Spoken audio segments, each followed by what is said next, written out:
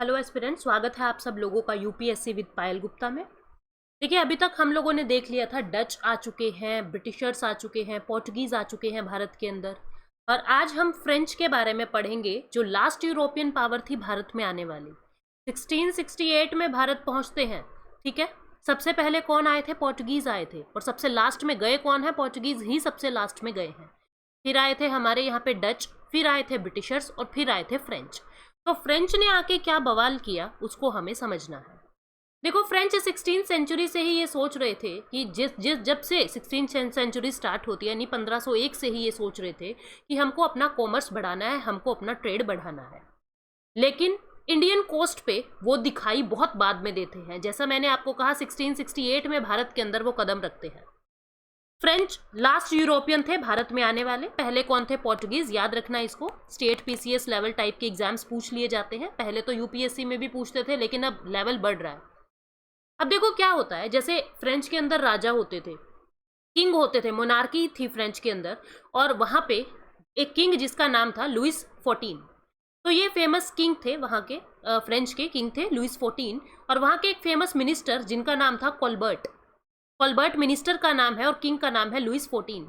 इनके राज में, मतलब जो ये मिनिस्टर हैं कोलबर्ट, इन कोलबर्ट ने एक कंपनी बना दी जिसको फ्रेंच लैंग्वेज में कॉम्पेनी डेस एंडीज ओरिएंटालिस कहा गया। इसका हालांकि फ्रेंच में प्रोनाउंसिएशन अलग है, लेकिन मैं अपने हिसाब से पढ़ रही हूँ तो मुझे माफ़ करना अगर कोई फ्रेंच जानता है तो। फ्रेंच ईस्ट इंडिया कंपनी हम अपनी इंग्लिश के अंदर कहेंगे। फ्रेंच ईस्ट इंडिया कंपनी का फाउंडेशन कर दिया 1664 में, ठीक है। और इसके अंदर राजा ने भी बहुत ज्यादा इंटरेस्ट लिया। जो ये कंपनी बनाई कोलबर्ट ने, तो राजा भी खुश हो गया कि अब जैसे पोर्टुगीज, ब्रिटिशर्स, बाकी यूरोपियन पावर भारत के अंदर जाके इतना ट्रेड कर रहे हैं, हमारी कंपनी भी अब ईस्ट में जाएगी और वहां पे ट्रेड करके बहुत सारा प्रॉफिट हमें देगी। जो ये कंपनी थी, इसको 50 साल की मोनोपोली मिल गई कि आप इंडिया के अंदर ट्रेड करें, पैसिफिक ओशियंस के अंदर ट्रेड करें, और भी बहुत सारे आइलैंड जैसे मेडागास्कर आइलैंड, रीयूनियन आइलैंड, इनके ऊपर इन्होंने कब्जा करने की कोशिश की। अब फ्रेंच ने इंडिया के अंदर तो ट्रेड करने की कोशिश की ही, किंग ने साथ में उनको कुछ और कंसेशन दे दिए कि आप लोग मेडागास्कर के आइलैंड पे भी व्यापार कर सकते हो, और जो टेरिटरी आप जीतना चाहो आप जीत सकते हो, ईस्ट में जाओ और खुले दिल से आप लोग व्यापार करें। जिस टेरिटरी को कब्जा कर सकते हो वहां पे व्यापार करो, मुझे सिर्फ प्रॉफिट चाहिए। अब कंपनी ने बहुत सारा मनी, बहुत सारा रिसोर्सेज लगा दिया, मेडागास्कर के अंदर अपनी कॉलोनीज बनाई, लेकिन बहुत ज्यादा सक्सेस उनको नहीं मिली। 1667 में क्या होता है, एक व्यक्ति, फ्रेंच के ही एक व्यक्ति जिनके नाम था Francois Caron, Francois Caron Bharat की तरफ रुख करते हैं और 1667 में सूरत के अंदर एक फैक्ट्री लगा देते हैं। अब फैक्ट्री आपकी किताब कह रही है 1667 है सूरत के अंदर जो फैक्ट्री लगी, लेकिन हकीकत में जब एनसीईआरटी आप लोग पढ़ेंगे तो आपको पता लगेगा 1668 में ये पहली बार आए थे। ये लगभग दिसंबर 1667 वाला समय था, ठीक है। इसको इस तरीके से आप समझेंगे। फ्रेंकोइस कैरोन ने सबसे पहली फैक्ट्री अपनी सूरत में लगा दी। कैरोन के साथ एक और व्यक्ति जो एक पर्शियन थे वो भी आते हैं, जिनका नाम है मरसारा। मरसारा कैरोन के साथ आते हैं और इन्होंने भी एक और फ्रेंच फैक्ट्री लगा दी। कहाँ पे? मसूलीपट्टनम के अंदर 1669 में। सुल्तान ऑफ गोलकुंडा, यानी कि जो हैदराबाद के अंदर गोलकोंडा रीजन था, वहां के सुल्तान से इन्होंने पेटेंट लिया, वहां से परमिशन ली और मछलीपट्टनम के अंदर 1669 में इन्होंने अपनी एक और फैक्ट्री लगा दी, पहली सूरत में, दूसरी मछलीपट्टनम में।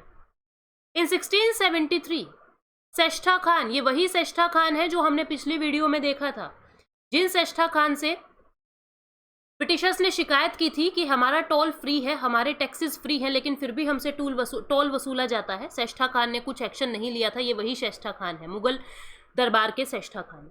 फ्रेंच ने सेष्ठा खान से परमिशन ले ली, ठीक है। द मुगल सूबेदार ऑफ बंगाल, जो सेष्ठा खान थे इस समय बंगाल के सूबेदार, बंगाल के गवर्नर है, और इनसे परमिशन ले ली कि कलकत्ता के पास चंदर नगर एक जगह है, वहां पे भी आप लोग व्यापार कर सकते हो। तो फ्रेंच मसूलीपट्टनम में आ गए, फ्रेंच सूरत में आ गए और फ्रेंच चंदर नगर यानी कि कलकत्ता के अंदर आ गए। अब देखना आप लोग एक मैप, ये मैंने आपको लास्ट क्लास में बताया था। मैं एक बार पेन का कलर चेंज कर लूँ ताकि आप लोग कुछ डिफ्रेंशिएट कर सके। जो ये रेड वाली मार्किंग देख रहे हो आप, ये सारी रेड वाली, ये ब्रिटिशर्स के बेस हैं। ब्रिटिशर्स यहाँ पे बैठ चुके हैं, ठीक है, फ्रेंच के आने से पहले। आगरा के अंदर, अहमदाबाद, सूरत, बॉम्बे, भरूच, गोलकुंडा बंगाल के अंदर, कासिम बाजार, सुतानाती, कालीघाट, गोविंदपुर, यहाँ पे मद्रास, मछलीपट्टनम, यहाँ पे ब्रिटिशर्स बैठ चुके हैं। अब फ्रेंच आए, जो ये ब्लैक वाला आप देख रहे हो, जो ब्लैक से आप लोग देख रहे हो, इस तरीके से जो मार्किंग की हुई है मैंने, ये सब फ्रेंच के बारे में बता रहे हैं, ठीक है। और जो रेड कलर में आप लोग इस तरीके से देख रहे हैं, रेड कलर में आप लोग जो इस तरीके से देख रहे हैं, ये ब्रिटिशर्स की सेटलमेंट के बारे में बता रहे हैं। तो आप लोग देखोगे कि अब इनके पीछे पीछे ब्रिटिशर्स ने जो फैक्ट्री लगा ली थी, इन्हीं के बिल्कुल चिन्ह कदमों पे चलते हुए सूरत के अंदर आ चुके हैं कौन, यहाँ पे आप देख रहे होगे, सूरत के अंदर फ्रेंच ने फैक्ट्री लगा ली, मछलीपट्टनम के अंदर फ्रेंच ने फैक्ट्री लगा ली, मद्रास के अंदर भी आ जाएंगे ये लोग, कौन, फ्रेंच। पौंडीचेरी के अंदर ये बहुत बड़ा बेस बना लेंगे, अपना हेडक्वार्टर पौंडीचेरी को बना लेंगे। बंगाल नियर कलकत्ता, चंदरनगर में भी इनको जगह मिल गई है कि चंदरनगर में भी ये लोग अब आ सकते हैं। तो आप देख रहे हो, लड़ाई तो लाजमी है, लड़ाई तो होगी होगी, पीछे पीछे पीछे पीछे जहां अंग्रेज जा रहे हैं वहां पे फ्रेंच अपने बेस बना रहे हैं। तो अब दोनों का मकसद एक ही है, व्यापार के अंदर फायदा लेना, और दोनों एक ही जगह पे व्यापार कर रहे हैं, बिल्कुल अड़ाजड़ी जगह पे। तो अब क्या होगा, ब्रिटिशर्स को इससे प्रॉब्लम होनी ही है, और इस वजह से इनकी लड़ाइयाँ होगी भारत के अंदर बहुत सारी, ठीक है। मैं ये मैप बना के आपको बताना चाह रही हूँ ताकि आप लोग मेंस के अंदर इसी तरीके से मैप को ड्रॉ करके अपने मार्क्स को, ज़्यादा मार्क्स को फैच कर सके। अब देखो पौंडीचेरी के बारे में बात करते हैं हम। पौंडीचेरी किस तरीके से एक नर्व सेंटर बना, बहुत इंपॉर्टेंट सेंटर बना फ्रेंच पावर का इंडिया में।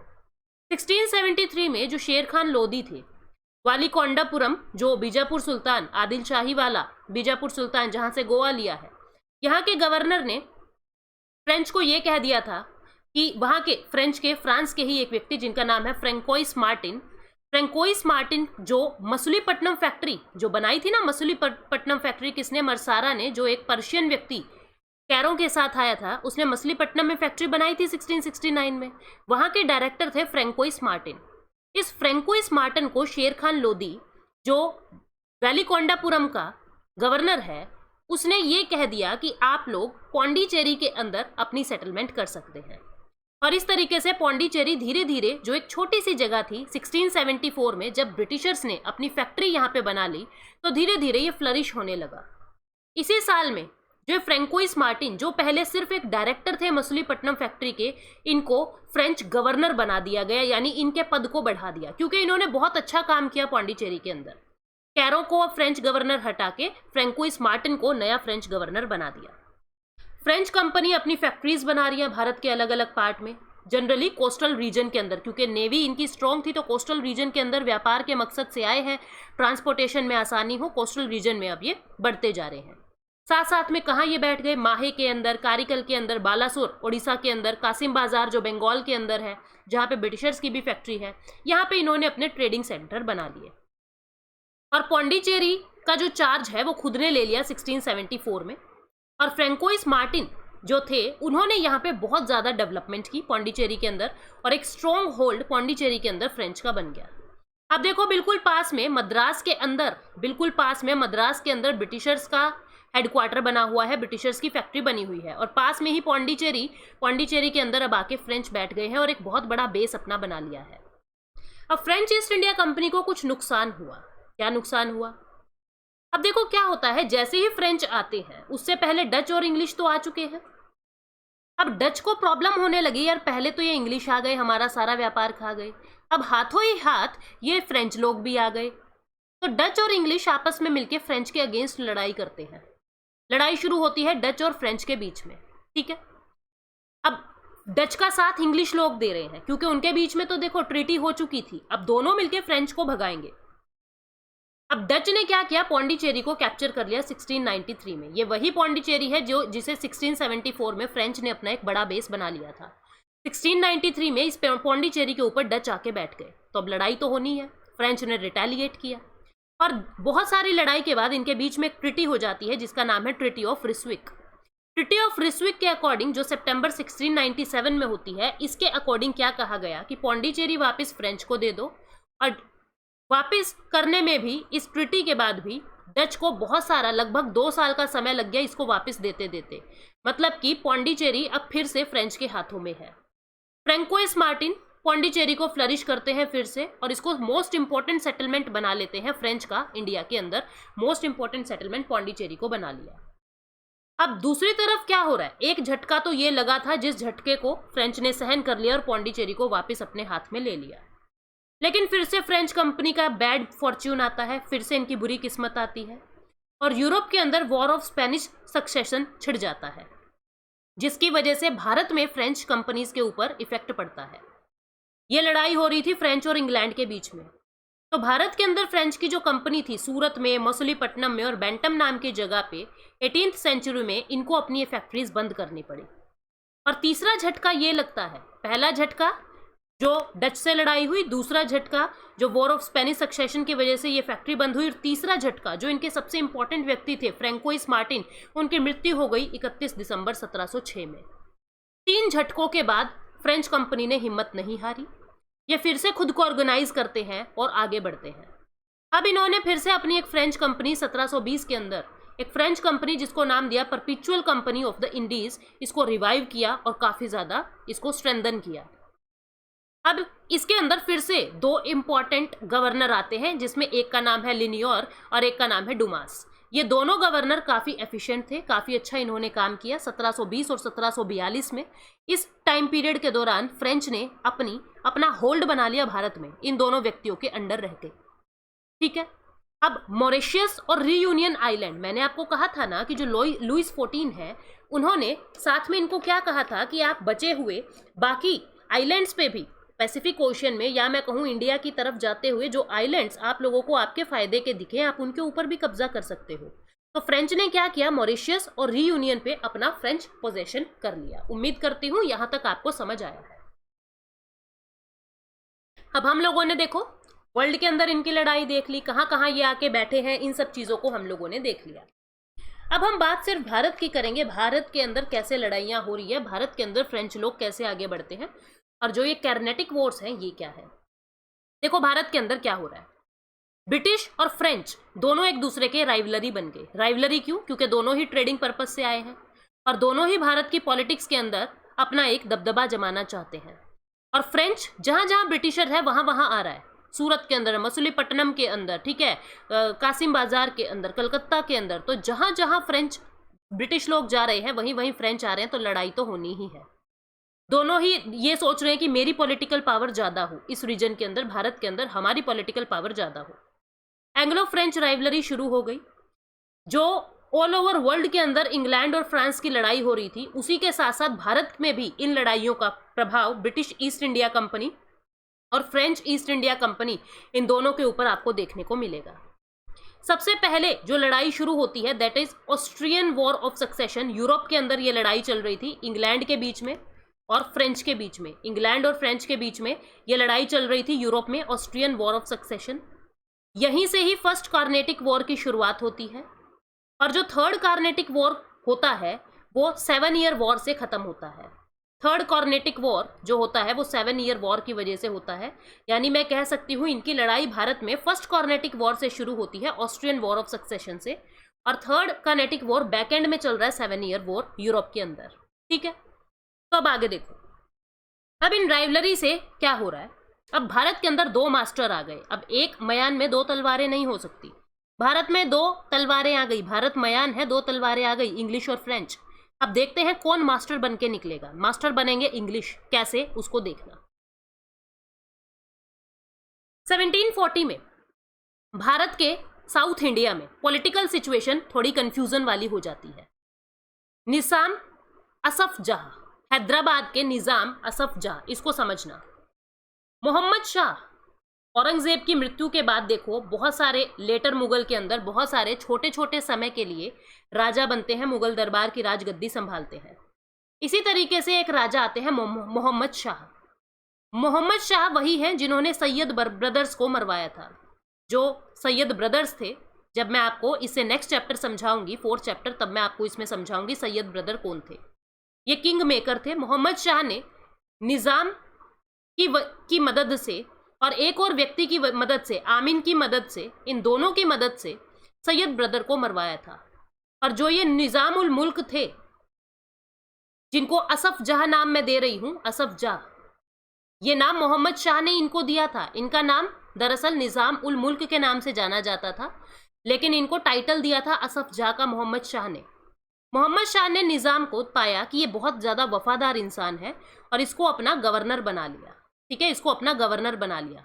कहाँ का गवर्नर बना दिया? इसको हैदराबाद का गवर्नर बना दिया। लेकिन जैसे जैसे समय बढ़ा, लोगों ने मोहम्मद शाह के अंदर कॉन्स्पिरेसी की भावना डाल दी कि जो ये निजाम है ये तेरा बुरा चाहते हैं। तो मोहम्मद शाह ने निजाम को अपने क्षेत्र से निकाल दिया और निजाम काफी पावरफुल थे, काफी नॉलेज थी इनको। इन्होंने हैदराबाद को एक इंडिपेंडेंट स्टेट बना दिया। हैदराबाद को एक इंडिपेंडेंट स्टेट बना दिया था और इसके रूलर खुद बन गए 1724 में। तो आप अभी के लिए ये समझिए, जो निजाम है असफ जाह, ये हैदराबाद के फाउंडर है, हैदराबाद के फाउंडर है। ठीक है, और ये व्यक्ति जो है वो बूढ़े हो चुके थे। 1740 का समय है, निजाम असफ जाह बूढ़े हो रहे हैं और साथ ही में मराठा है पास में, हैदराबाद के पास मराठा का किंगडम है। मराठा लोग बार बार हैदराबाद के ऊपर अटैक कर रहे हैं। आप एक देखना, मैं एक मैप आप लोगों को दिखाना चाहती हूँ, अगर वो यहाँ पे मुझे मिल जाता है तो देखो, ये है निजाम की टेरिटरी। ये जो आप पार्ट देख रहे हो ये है निजाम की टेरिटरी। ठीक है, असफ जाह की टेरिटरी। किसकी? असफ जाह की टेरिटरी है। और यहाँ पे बैठे हैं मराठा। ये मराठा अपनी पड़ोसी टेरिटरी पे बार बार अटैक कर रहे हैं। ये व्यक्ति बूढ़ा हो चुका है, जो हैदराबाद के रूलर है निजाम, ये बूढ़े हो चुके हैं और साथ में मराठा की वजह से परेशान हो चुके हैं। तो कुल मिला के जो हैदराबाद है वो इनका वीक होता जा रहा है। ठीक है, यहाँ पे आपको समझ आ गया निजाम कौन है और क्या उनका रोल है, मराठा से क्यों लड़ाई चल रही है, ये बात आपको समझ आ गई। ठीक है, अब जैसे ही निजाम की मृत्यु नजदीक दिख रही है, जो इनके सबॉर्डिनेट है वो ये मौका ताक रहे हैं, जैसे ही निजाम मरेंगे तो हम इनकी राजगद्दी छीन लेंगे। अब देखो साथ में और क्या हो रहा है। साउथ के अंदर जो कोरोमंडल कोस्ट है, यहाँ पे भी कोई स्ट्रॉन्ग रूलर आपको नहीं दिखेगा। कोरोमंडल कोस्ट क्या है? ये पूरा ये वाला रीजन आपको हैदराबाद दिखेगा, हैदराबाद रीजन। और हैदराबाद के नीचे जो ये पूरा रीजन कोरोमंडल, जिसमें आंध्र प्रदेश, तमिलनाडु ये आ गया, ये वाला जो रीजन है, यहाँ पे भी कोई स्ट्रॉन्ग रूलर इस वक्त नहीं दिखाई दे रहा है। हैदराबाद भी वीक पड़ रहा है, इधर काफी स्ट्रॉन्ग मराठास है। ठीक है, इधर जो है, जो ये आपका कोरोमंडल कोस्ट है, ये काफी वीक पड़ गया है क्योंकि कोई स्ट्रॉन्ग रूलर यहाँ पे नहीं है। जो ओल्ड विजयनगर एम्पायर था, जिसके टुकड़े हो चुके हैं, इसमें से कुछ कुछ अवशेष बचे हुए हैं कुछ शहरों के, जैसे मैसूर के, कोचीन के, त्रावणकोर के, मालाबार कोस्ट पे। ठीक है, और साथ में कुछ कुछ छोटे शहर हैं, मदुरई है, थंजावुर है, त्रिचुनापल्ली है, ये सब आप देख सकते हैं यहाँ पे। ये है आपका त्रिचुनापल्ली, ये है थंजावुर, यहाँ पे है मदुरई। ठीक है, यहाँ पे आपको मैसूर दिखेगा, ये यहाँ पे आपको कोचीन दिखेगा, यहाँ पे कोचीन दिखेगा आपको। तो ये क्या हो रहे हैं, ये छोटे छोटे राज्य जो विजयनगर एम्पायर से अलग हुए हैं, अभी ये जिंदा है, लेकिन कोई स्ट्रॉन्ग रूलर अभी कोरोमंडल कोस्ट के अंदर नहीं है। ठीक है, अब हैदराबाद डिक्लाइन होता दिख रहा है असफ जाह की मृत्यु के बाद, लेकिन अभी मरे नहीं है। असफ जाह 1748 में मरेंगे, ये समय चल रहा है 1740 का, लेकिन काफी कमजोर हो चुके हैं। हैदराबाद में ऐसे देखने को मिल रहा है, जैसे ही हैदराबाद डिक्लाइन हो जाएगा तो यानी मुस्लिम का एक्सपेंशन खत्म हो जाएगा भारत में, और इंग्लिश इस चीज की ताक में बैठे हैं, जैसे ही हैदराबाद डिक्लाइन हो हम लोग इस क्षेत्र को हथिया लेंगे। उधर मराठा किंगडम काफी स्ट्रोंग हो रहा है तंजौर के अंदर। ठीक है, पुणे के पेशवा काफी स्ट्रोंग होते जा रहे हैं। अब आगे देखना, एक परिस्थिति समझो यहाँ पे, ये है हैदराबाद पूरा जो आप ये देख रहे हो। ठीक है, और ये है आपका कर्नाटक का रीजन। जिस समय असफ जाह मुगल दरबार के अंदर काम कर रहे थे एज ए गवर्नर बनके, मुगल दरबार के अंदर काम कर रहे थे मोहम्मद शाह के अंडर, मतलब हैदराबाद जब तक उन्होंने नहीं बसाया था तब तक ये पूरा रीजन एक ही था, कर्नाटक और हैदराबाद एक ही था।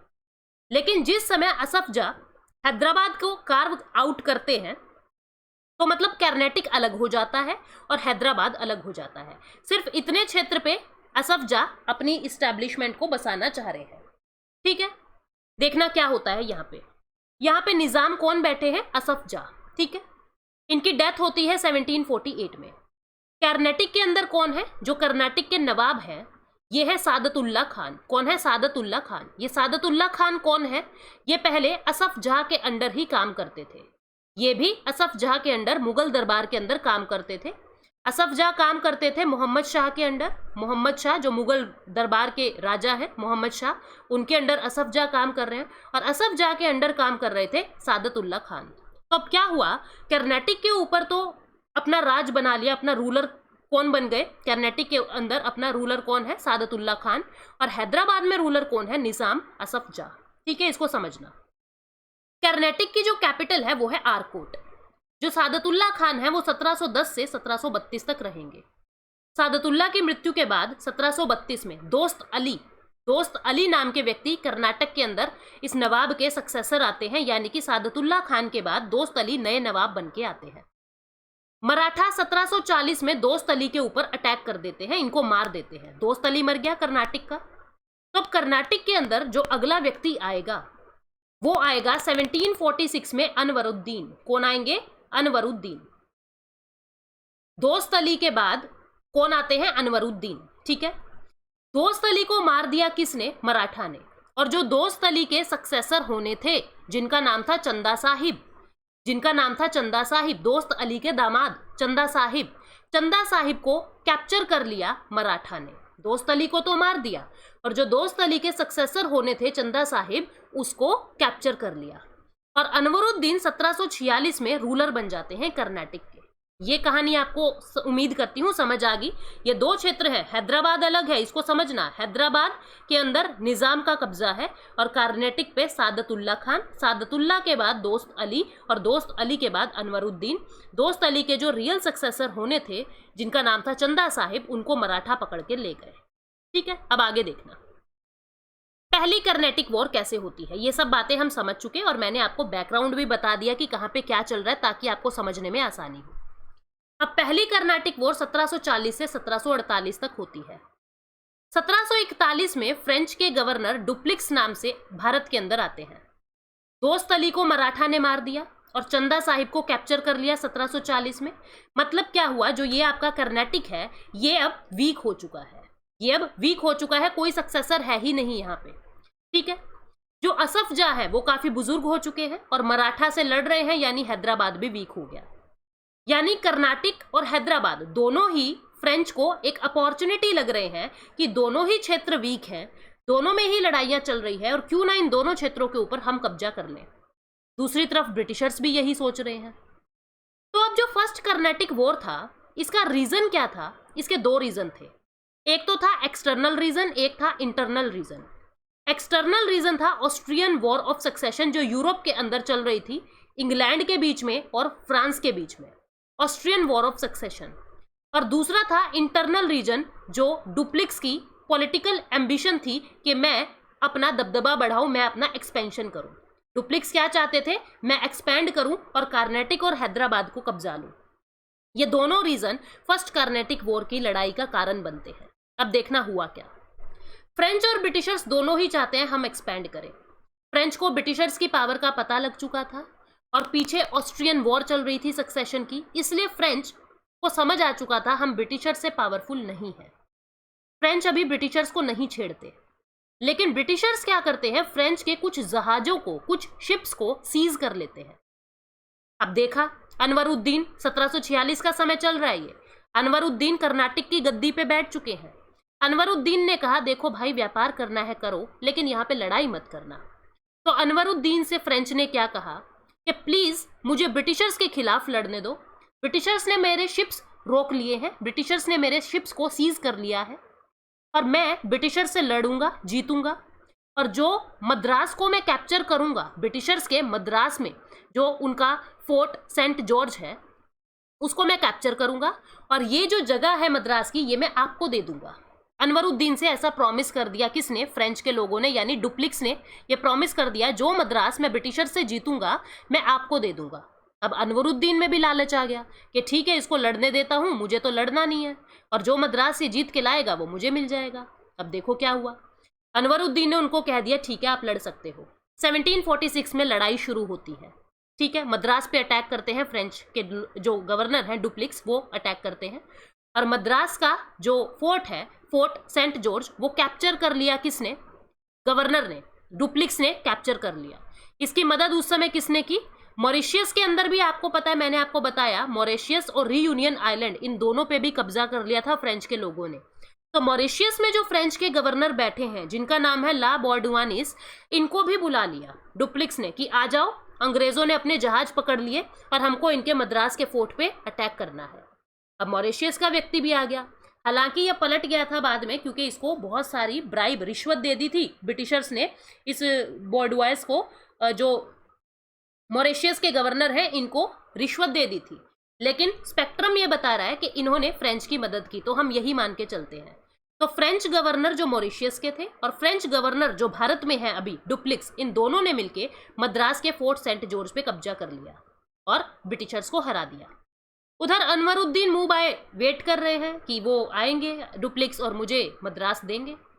लेकिन जब अनवरुद्दीन ने उनसे कहा कि भाई मुझे मद्रास दो, तुमने कहा था मद्रास जीत के लाएंगे और तुम्हें देंगे, डुप्लिक्स बोला कैसा मद्रास, काहे का मद्रास, डुप्लिक्स ने मना कर दिया। तो अब अनवरुद्दीन को भी गुस्सा आया। अनवरुद्दीन और डुप्लिक्स के बीच में लड़ाई हो गई। ये लड़ाई कौन सी है? बैटल ऑफ सेंट थोम के नाम से जानी गई, जो अड्यार रिवर के ऊपर होती है। अड्यार रिवर के किनारे पे ये बैटल ऑफ सेंट थोम होती है। किस किस के बीच में हो रही है? डुप्लिक्स के बीच में और अनवरुद्दीन के बीच में, ठीक है, क्योंकि अनवरुद्दीन से झूठ बोला डुप्लिक्स ने कि मैं तुम्हें मद्रास दे दूंगा, और बाद में मना कर दिया। इस लड़ाई में बैटल ऑफ सेंट थोम में किसकी जीत होती है? डुप्लिक्स की जीत होती है और अनवरुद्दीन हार जाते हैं। लेकिन अनवरुद्दीन को मारा नहीं है। अनवरुद्दीन अभी भी कर्नाटक के ऊपर बैठे हैं, मारा नहीं है, सिर्फ मद्रास को कैप्चर कर लिया। जो ब्रिटिश के मद्रास कैप्चर किया है फ्रेंच ने, यानी अब मद्रास किसके हाथ में आ गया? ब्रिटिशर्स मद्रास हार चुके और उसके ऊपर भी अब फ्रेंच का कब्जा हो गया। ये पहली कर्नाटक की वॉर थी। ये कर्नाटक वॉर 1748 में खत्म होती है। ट्रिटी होती है दोनों में। उधर से वो जो ऑस्ट्रियन सक्सेशन की जो वॉर चल रही थी वो भी बंद हो जाती है, और भारत के अंदर एक ट्रिटी होती है जिसका नाम है ट्रिटी ऑफ एक्सला-चैपल। किसके बीच में होती है? ब्रिटिशर्स और फ्रेंच के बीच में ये ट्रिटी होती है, ट्रिटी ऑफ एक्सला-चैपल।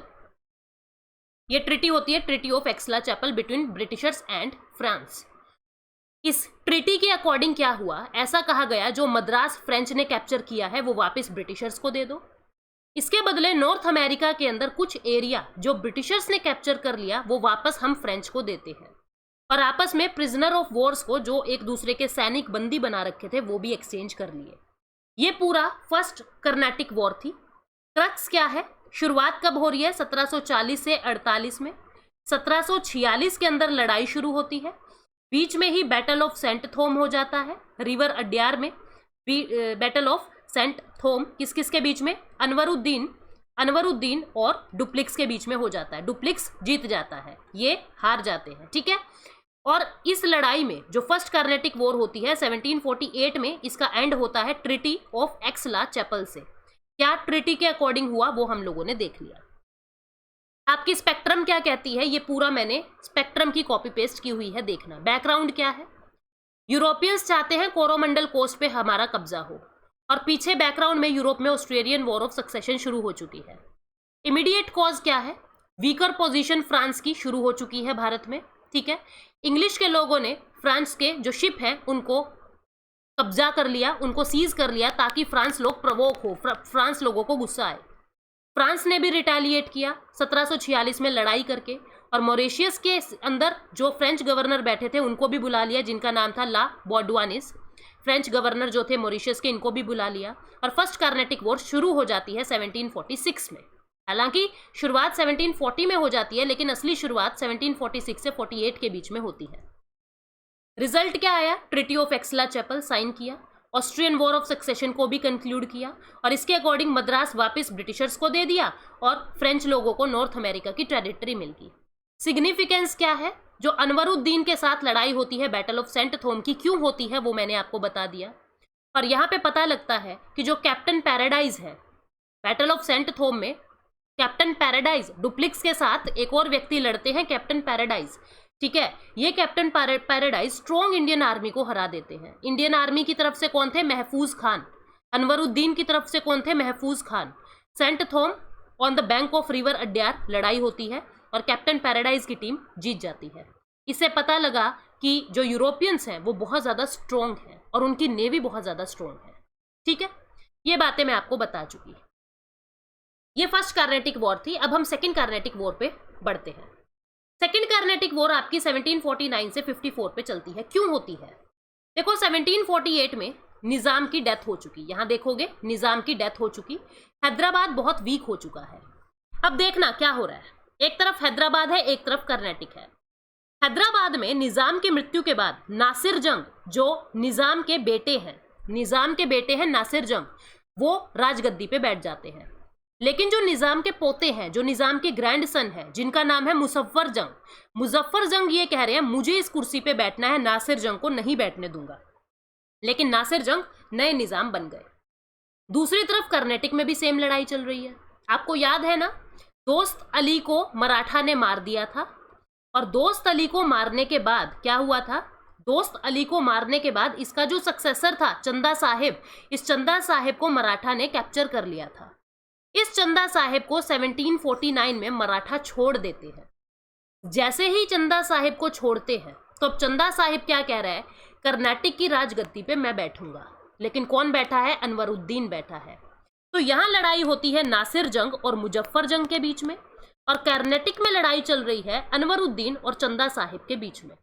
ठीक है, तो ब्रिटिशर्स ने फ्रेंच ने, जो डुप्लिक्स हैं, उन्होंने ये डिसाइड किया कि मैं इनकी नेटिव पॉलिटिक्स के अंदर, मैं इन राजा रजवाड़ों के बीच में इंटरफेयर करूंगा और फिर इनको अपना पपेट गवर्नर बना लूंगा और इनके क्षेत्रों पे मैं कब्जा करूंगा। ऐसा डुप्लिक्स सोच रहे हैं।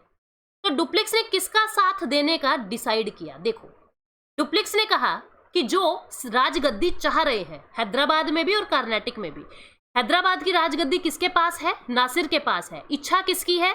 मुजफ्फर जंग की है। कर्नाटक में गद्दी किसके पास है? अनवरुद्दीन के पास है। कौन लड़ाई कर रहा है? चंदा साहिब कर रहा है कि मुझे चाहिए।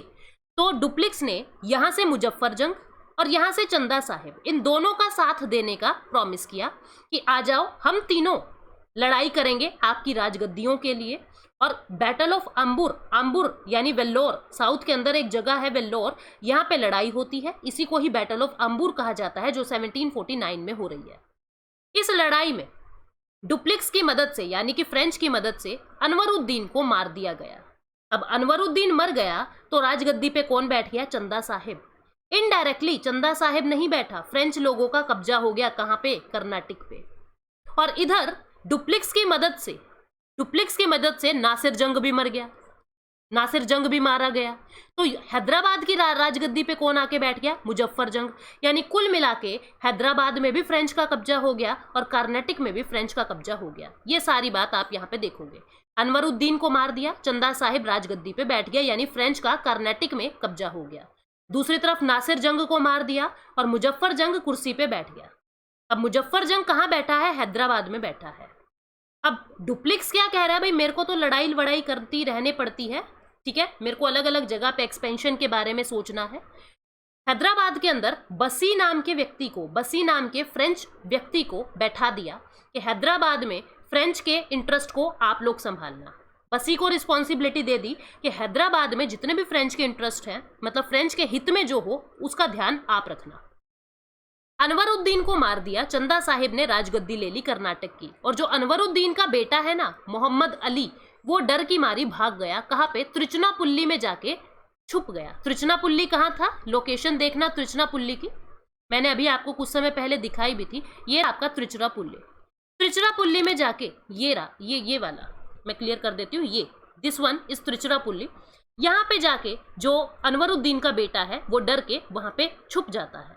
ठीक है, अब फ्रेंच लोग चंदा साहिब को क्या कह रहे हैं? अनवरुद्दीन तो मर गया, अब इसका बेटा वहां पे छुप के बैठा है। चंदा साहिब आप ऐसा करो, इसके बेटे को भी मार दो, नहीं तो फ्यूचर में ये फिर आपके अगेंस्ट खड़ा हो जाएगा, फिर से प्रॉब्लम होगी। तो अब चंदा साहिब मोहम्मद अली अनवरुद्दीन के बेटे को मारने के लिए तैयार होते हैं। ठीक है, अब ब्रिटिशर सोच रहे हैं हम कैसे एंट्री लें बीच में। डुप्लिक्स तो बहुत आगे निकल गया हमसे, कर्नाटक हैदराबाद पे कब्जा कर लिया इन्होंने। तो अब ब्रिटिशर्स ने सोचा क्यों ना हम मोहम्मद अली का सपोर्ट करें। तो ब्रिटिशर्स ने मोहम्मद अली का सपोर्ट किया। ब्रिटिशर्स की तरफ से कौन? Robert Clive. और उधर चंदा साहिब और डुप्लिक्स, यानी कि इन दोनों का अलायंस बन गया, और इन दोनों का अलायंस बन गया त्रिचनापुल्ली के अंदर। लड़ाई होती है, लड़ाई के अंदर ये वाला पक्ष जीत जाता है, यानी मोहम्मद अली और रॉबर्ट क्लाइव जीत जाते हैं। चंदा साहिब और डुप्लिक्स ये लोग हार जाते हैं। ठीक है, ये जीत गए और ये लोग हार गए। चंदा साहिब कहाँ बैठे थे? कर्नाटक की गद्दी पे बैठे थे, यानी अब कर्नाटक की गद्दी पे मोहम्मद अली बैठ गए और रॉबर्ट क्लाइव का कब्जा हो गया। रॉबर्ट क्लाइव ने ये सारी लड़ाई कैसे जीती, इसको समझना। रॉबर्ट क्लाइव ये सारी लड़ाई कैसे जीतेंगे, इसको समझना। मोहम्मद अली त्रिचुरापल्ली में जाके छुप गए हैं। रॉबर्ट क्लाइव जो उस समय सिर्फ एक एजेंट थे इंग्लिश कंपनी के, उन्होंने ऐसा कहा, अब देखो फ्रेंच की आर्मी बहुत ज्यादा स्ट्रोंग हो रही थी, ठीक है, साथ में चंदा साहिब भी बहुत ज्यादा स्ट्रोंग हो रहे थे, ठीक है। तो रॉबर्ट क्लाइव के पास केवल 240 लोग थे, आर्मी में 240 लोग थे, और इसके पास 4000 लोग थे। इतनी बड़ी सेना को कैसे हराए रॉबर्ट क्लाइव? रॉबर्ट ने ऐसा कहा, हम क्यों ना चंदा साहिब को मूर्ख बना देते हैं, और ऐसी अफवाह फैला दी कि रॉबर्ट क्लाइव और मोहम्मद अली दोनों मिलके चंदा साहिब की कैपिटल यानी आरकोट पे कब्जा कर रहे हैं। अब ये सुनते ही चंदा साहिब 4000 लोगों की सेना को लेके त्रिचुरापल्ली से भागता है आरकोट को बचाने के लिए। त्रिचुरापल्ली छोड़ के आरकोट चला जाता है, और इन बिटवीन त्रिचुरापल्ली के अंदर चंदा साहिब की जो बचे खुचे लोग रहते हैं, जो आधी आर्मी को तो चंदा साहिब कहाँ लेके जाता है, आरकोट को बचाने के लिए, उसका ध्यान वहां डाइवर्ट कर दिया, और इधर रॉबर्ट क्लाइव ने लड़ाई जीत ली, मोहम्मद अली को जिता दिया। फाइनली क्या होता है, देखो ये 210 रॉबर्ट क्लाइव के लोगों ने अटैक किया, ठीक है, आरकोट को कैप्चर करने के लिए अटैक किया, ठीक है, और जैसा एक्सपेक्टेड था चंदा साहिब अपनी कैपिटल को बचाने के लिए 4000 लोगों की आर्मी लेके भागे, ठीक है, और मैसूर, तंजौर, मराठा इन लोगों ने भी त्रिचुरापल्ली की ही मदद की। अब देखो क्या हो रहा है, फाइनली मोहम्मद अली ने 1752 में चंदा साहिब को मार दिया, और ब्रिटिशर्स का राज अब हो जाता है, यानी मोहम्मद अली एक पपेट बन के रह गए चंदा साहिब के, सॉरी चंदा साहिब के नहीं, मोहम्मद अली रॉबर्ट क्लाइव के यानी ब्रिटिशर्स के एक पपेट बन के, एक कठपुतली बन के रह गए। ये सेकेंड कर्नेटिक वॉर थी। सेकेंड कर्नेटिक वॉर जो है 1754 में खत्म होती है ट्रिटी ऑफ पौंडीचेरी के साथ, ट्रिटी ऑफ पौंडीचेरी के साथ। पहली कर्नेटिक वॉर की जो एंडिंग होती है 1748 में ट्रिटी ऑफ एक्सला चैपल के साथ, और 1754 में दूसरी ट्रिटी होती है ट्रिटी ऑफ पौंडीचेरी, और सेकेंड कर्नेटिक वॉर जो है वो खत्म होती है। रिजल्ट क्या निकला? डुप्लिक्स को बहुत ज्यादा फाइनेंशियल लॉस होता है, क्योंकि फाइनली ब्रिटिशर्स लोग जीत गए हैं, और इस वजह से जो फ्रेंच की अथॉरिटी है डुप्लिक्स को वापस बुला लेती है 1754 में, और डुप्लिक्स की जगह गोदेहू को नया फ्रेंच गवर्नर की तरह भारत में भेज देते हैं। गोदेहू ने इंग्लिश के साथ नेगोशिएशन कर लिए, ब्रिटिशर्स के साथ नेगोशिएशन कर लिए, और ट्रिटी कर ली उनके साथ, ट्रिटी ऑफ पौंडीचेरी 1754 में, कि हम लोग और ब्रिटिश और फ्रेंच दोनों ही ये डिसाइड कर लेते हैं कि अब नेटिव प्रिंसेस की लड़ाई में हम नहीं पड़ेंगे, ठीक है। इसका इम्प्लीकेशन क्या होता है? इससे ये समझ आ गया कि भारतीय लोग मूर्ख हैं, और मोहम्मद अली कर्नाटक के अंदर बैठ तो गए, सलबत जंग, मुजफ्फर जंग के बाद सलबत जंग, हैदराबाद में बैठ तो गए, लेकिन ये सिर्फ पपेट बन के रह गए, ये सिर्फ कठपुतलियां बन के रह गई, और ये लोग अब यूरोपियंस के ऊपर डिपेंडेंट हो गए हैं। यूरोपियंस इनके ऊपर डिपेंडेंट नहीं है, ये लोग अब यूरोपियंस के ऊपर डिपेंडेंट हो गए हैं। देखो Indian authority itself was becoming dependent on European support. तो ये हमको first Carnatic war, second Carnatic war से समझ आया। थर्ड कर्नेटिक वॉर के अंदर क्या हुआ उसको हम नेक्स्ट सेशन में पढ़ेंगे, क्योंकि वीडियो काफ़ी लेंदी हो गई, तो आप लोग प्लीज़ इसको समझना, साथ साथ आपकी जो स्पेक्ट्रम है उसको पढ़ते चलना। मैंने यहाँ पे मैप बना के, मैप ड्रॉ करके और खुद के कंक्लूजन ड्रॉ करके आसान करने की कोशिश की है। जो भी नए एस्पिरेंट मेरी वीडियो को देख रहे हैं प्लीज़ लाइक करें, चैनल को सब्सक्राइब कर लेना, और टेलीग्राम पे एक चैनल है मेरा UPSC with Payal Gupta, Telegram पे आप लोग इस चैनल को ज्वाइन कर सकते हैं मेरी बाकी वीडियोस की अपडेट के लिए भी। अगर आप लोग फेसबुक पे मुझे ज्वाइन करना चाहते हैं तो फेसबुक पे मेरा पेज है GS with Payal Gupta, GS with Payal Gupta Facebook पे मेरा पेज है, आप भी ज्वाइन कीजिए, आपके दोस्तों को भी ज्वाइन कीजिए। Thank you so much, take care, bye bye.